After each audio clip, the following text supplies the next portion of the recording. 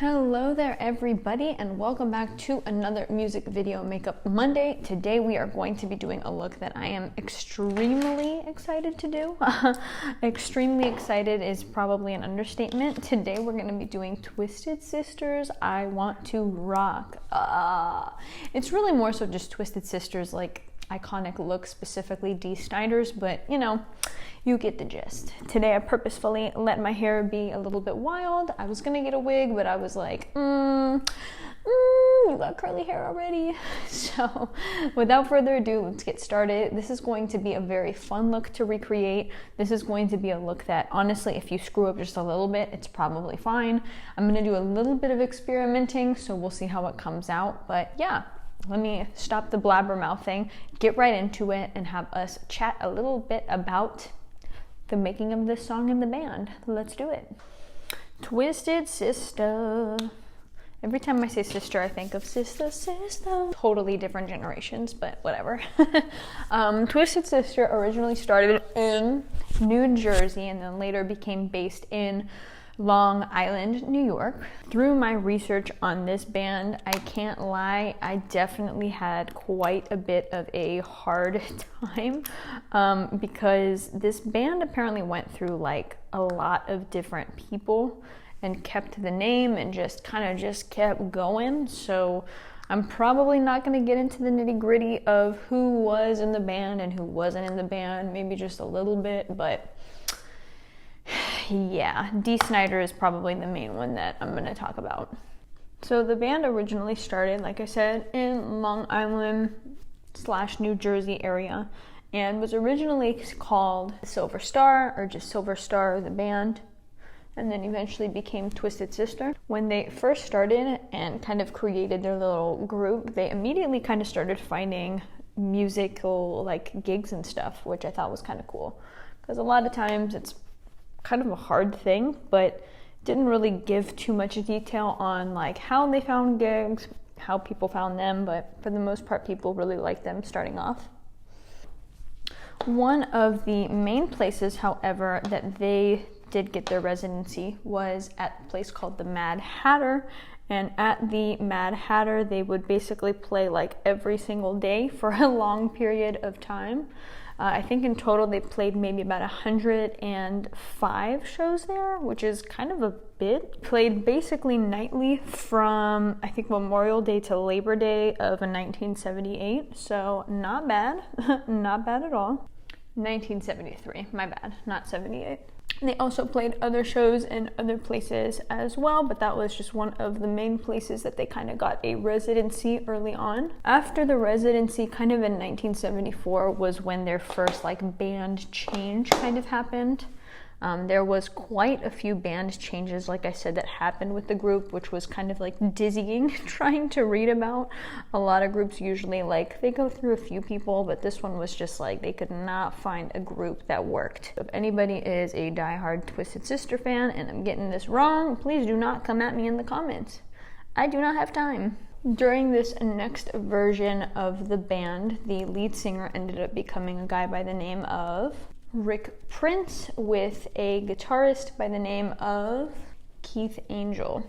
Rick Prince apparently did not show up for rehearsal. I don't know if it was a one-time thing, a frequent thing, but he got replaced by a guy by the name of JJ.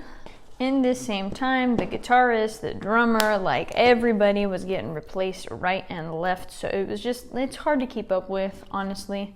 So I was just kind of like, okay, like I'll spare you guys all of those details, because again, they weren't really like the main group that ended up becoming who they became. During these many switches though, and JJ kind of being the lead, they did decide to kind of take a David Bowie glam rock sort of a style. There was a lot of big time people kind of in that time frame that were just up and coming, doing great things. And so they did want to kind of emulate what was in, which, like I said, was the David Bowies, was the Rolling Stones, all that type of stuff. In 1976, their agent kind of came up to the group and was kind of like, hey, like you can only go so long without playing like Led Zeppelin type covers, so they kind of suggested switching it up again. And in that time frame was when they hired Dee Snider. His name was not originally Dee, his name was Danny, and he had been in other bands kind of in that time frame, and so I guess they kind of just found him and were like, hey, like he would be kind of cool. In that time frame, I think it was like their sixth,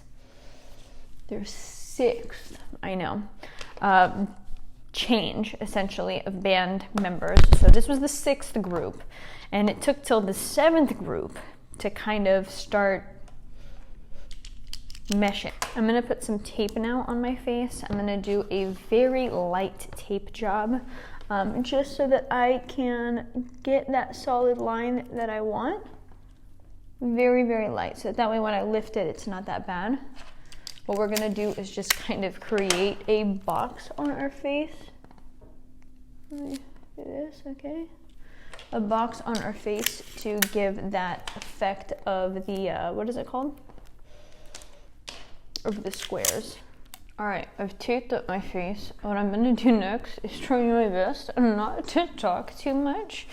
And I'm gonna go in with probably, I think like a color like this, a very, very like, a very deep red, and literally just pack it into my square to give that really dramatic face. So watch this, and then I'm gonna voice over. So as I'm sitting here and I am kind of filling in this spot, I just wanted to also mention that during this time frame with this new switch with having Nyanne as now like the singer and doing all of that, they decided to change up their style again and go into a heavier musical direction. And they were really influenced through Black Sabbath, Led Zeppelin, Alice Cooper, which we've done on this channel, and more. And so that was kind of their direction. Now, in this time as well, they had a bandmate called Kenny Neal, and he was kind of a born-again Christian during this time frame and kind of went to rehab for a little bit, and upon his arrival back, he was like, no, this group is satanic, I can't do this, and he left the band. And so at that point, the band decided to just go full swing, heavy metal sound in 1978, and that was when they started to actually officially record demos. 2 of their demos ended up making their way into the New York music scene, particularly New York's classic rock radio station. And so those songs that kind of made it onto there ended up going onto their albums and whatnot. But yeah, they started kind of getting some traction here and there, you know? The band kept kind of going around doing performances at this time, and at this time they were kind of getting record like breaking amounts of people showing up at their shows. Like lots and lots of people were really interested in them and kind of showing up for them. And so they ended up kind of naming their supporters, their people who would come out for them, the sick motherfucking friends of Twisted Sister. So it was the SMFFOTS. But they ended up kind of switching it up and shortening it, because that's a lot of people to kind of, or a lot of words to kind of name your friend group. And they just kind of shortened it to the sick motherfuckers. So, hey, all right. So during that time, they did have a show that took place at the New York Palladium on March 16th, and they sold out 3,000 people showed up for this. So safe to say that they were kind of doing their thing, and they were doing their thing pretty well. So for this part, I'm literally just taking a deep blue color. I'm trying to keep everything on one palette for you guys just to make it a little bit easier. And I'm going from kind of the midpoint of my eye up and kind of trying to take it past my eyebrow. I naturally have these dark brows, so I'm just kind of trying to fill it into the brows and then kind of take it above the brows, because what we're going to do is draw on a higher eyebrow. D is a blondie, so I'm sure it was a lot easier to cover up his brows, but hey, it is what it is. We're improvising today, right? After doing, like I said, all of that, they decided to really try their best to pursue getting a record deal. Up until this point, they did not have a record deal, which is insane to think, because rarely do you ever hear of bands or groups in today's day and age going out and having a show of 3,000 people showing up for them without a record deal. It's a very hard thing to do. And so they actively at that point, after kind of selling out and, you know, seeing their successes, they were really trying to get that deal kind of going. And so they worked pretty hard. And honestly, it was good that they started when they started, because apparently the drinking age was set to kind of collapse, as they were trying to change the drinking age from 18 to 21. And so they really wanted to do their best to get out of the club circuit, because, you know, I'm assuming that a lot of the people who messed with them were probably a bit younger. So, man, I feel like a crazy clown right now. I think I want to go with a bit of a deeper look, so I am going to tap into a second palette. I have this palette right here, and what I'm going to do is kind of take this color called, I don't even know, Impona, I don't even know, and kind of darken it out just a little bit, since my eyebrows are so dark. Like I said, when it comes to this look, like, honestly, I'm not even like looking too deep into it, because it is such a crazy look that honestly, the crazier you get, probably the better. So don't stress yourself out. I know this eye's looking a little bit crazier than this eye, so it is what it is. Through 1979 through 1982, the band again continued to go through more lineup changes, with the official lineup kind of considered to be Dee Snider, JJ, Jay French, Eddie Olsen, Mark Mendoza, and AJ Pero. They're considered kind of the main people because they are, for the most part, the people who kind of made the albums. They were the ones who kind of put certain things together into motion. So they're kind of considered the official Twisted Sister, even though it went through, like I said, like 7, 8, 9, 10 lineup changes. Insane. So they continue on their pursuit, doing their very best to try and get signed. Again, it was a very difficult thing for them, and so a lot of people were kind of pointing them into the direction of going towards the UK to go and get signed, and so that's what they did. They went to the UK, ended up getting signed by a group called the Secret Records. In that time frame, they also did do a TV show appearance on the Tube, I think is what it was called. And on the Tube, they ended up making like $22,000 and kind of started getting people noticing, specifically Atlantic Records. And Atlantic Records in that time frame was pretty obsessed with them after seeing kind of where they went. And they were actually one of the record labels that ended up they were actually one of the record labels that ended up kind of not wanting them in the very beginning. But of course, after seeing them on TV, seeing what they did, seeing how they just kind of kept going, they finally ended up wanting to sign them, which was great. The group's first album came out in that time frame too, called Under the Blade. And like I said, it was released during this time frame before they got signed with Atlantic through Secret Records, this first album. And it did okay, it did its thing. And they had one song that was on there that they really wanted to kind of release, which was We're Not Gonna Take It. But it turns out that that record label ended up kind of like dismantling, going out of business, all that type of stuff. So they never released it. So it was really great to see that Atlantic Records ended up taking them on. And we know where this song kind of goes. So as I do my eyeliner, I wanted to sit and talk a little bit more. International fame for Twisted Sister, right? It really started coming with their third LP called Stay Hungry. It hit the stores May 10th, 1989, and they had a really successful tour. A young Metallica supported the band, which is crazy to think as well. And Stay Hungry ended up selling more than 2 million copies by the summer of 1985. And they ended up going on to sell 3 million in subsequent years. And it remains the band's biggest success as an album. The video had 2 singles that were just complete and total hits. The first one, which is what we're kind of talking about today, is We're Not Gonna Take It, which ended up hitting number 21 on the Billboard Hot 100 charts in the United States. And their other one was I Wanna Rock, which hit number 68 in the United States and almost ran constantly on MTV. If you watch these music videos, they are literally something else, which we'll talk about in a little bit. I'm gonna be very honest. This is a very hard thing for me to do, creating a liner that does not look good. So I'm sorry, y'all. It's a little bit tricky, but I mean, for the most part, it's just a dragged out look. I can't do waterline for nothing. Every time I try, my eyes just don't understand it. So I would definitely put some black on your waterline as well, because that will make a difference for sure. If you've seen We're Not Gonna Take It, We Are Not Gonna Take It is a pretty crazy music video. I personally am obsessed with it, which is why we're creating it, but We're Not Gonna Take It kind of takes you through like a kid's sort of life, right? And the kid is at home, the dad kind of sees the kid go upstairs to his room and kind of gets mad at the kid for playing guitar, and he's just like, yo, you need to clean up your room, like your life, like what are you gonna do essentially with your life? Like, what are you gonna do? And the kid just kind of looks at his dad and he goes, you know, what I want to do is I want to rock, basically. And it busts through and has the song We're Not Gonna Take It.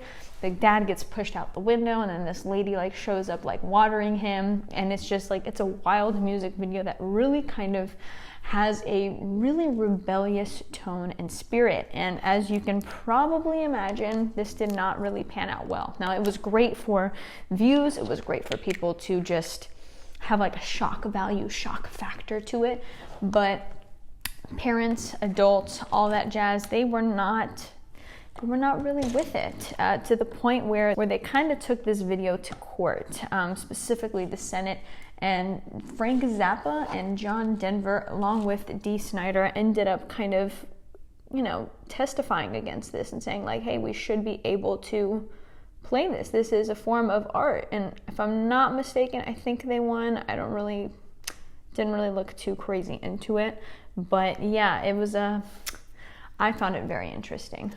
I can see how it is something that they want to ban, given that, again, it kind of shows rebellion towards parents and individuals and school specifically, but again, it's like, come on.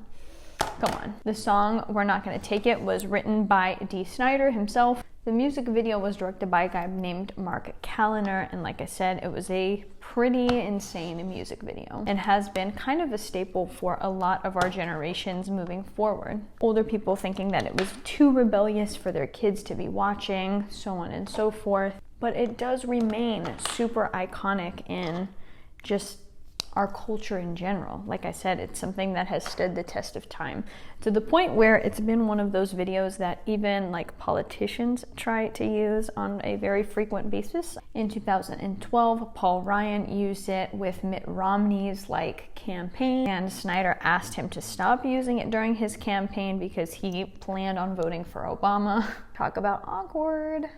And then in 2015, Donald Trump's campaign decided to also use it. And for a while he allowed it because I guess he was friends with Trump. So he was like, oh, okay, that's cool. But he eventually asked Trump to not use it during his campaign because of just, you know, I think it's, when you have a song like this, it's hard because you have probably fans on both sides. And so it's one of those things of like, you're my friend or you're not my friend, or I support you or I don't support you. But for the sake of the fans, like, don't do it. So again, he asked him not to use it as well. In 2018, the teacher strike union used it as well. So again, another place where they used the song. And all in all, in general, like, it's just been one of those songs that I think everybody knows and everybody likes, and it just has such a powerful statement. But for the most part today, this completes the look. This is our Dee Snider, you know, We're Not Gonna Take It, Twisted Sister vibe. It is a mess. I don't know if I'm completely sold on it, but at the same time, I do feel like it is a look that literally looks crazy even in the video. So, you know, use it to your discretion. His lipstick was a little bit tricky too, because again, you can't really tell. This is a video that was made, like I said, in the 70s, 80s, you know, and so the quality is not per se A1, so I couldn't tell with the lipstick, but I'm sure if you go with like a reddish, brownish sort of tone, you could probably get the look. But I hope you guys enjoyed this video. I thought it was super fun to create, and it was super fun to do the research on, minus all the back and forth of the band members. I thought it was a super fun project. And again, it's a song that's such a staple that you know, I had a good time trying to recreate. So thank you guys again for watching. We'll see you guys in the next video. Let me know in the comments down below who it is that you think I should do next. And yeah, we'll see you guys in the next one. See ya!